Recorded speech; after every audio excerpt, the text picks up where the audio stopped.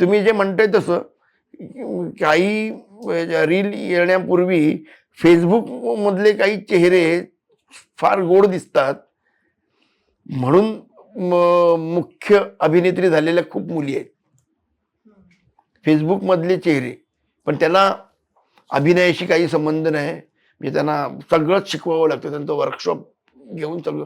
पण त्यांना केवळ हिला खूप लोक लाईक करतात म्हणून, पण ही ट्रॅजेडी आहे असं मी तर म्हणेन आपल्या इंडस्ट्रीची.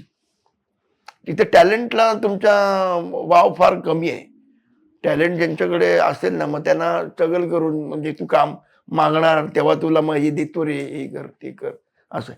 आणि तफावत पण खूप आहे, म्हणजे पेमेंटच्या बाबतीत पण करतात. इथे मला तेच कळत नाही की तू नोकराचा रोल करतोस म्हणून तुला 3,000 रुपये पर डे, आणि हा हिरो ज्याला 2 वाक्य बोलता येत नाही त्याला 12,000 रुपये पर डे.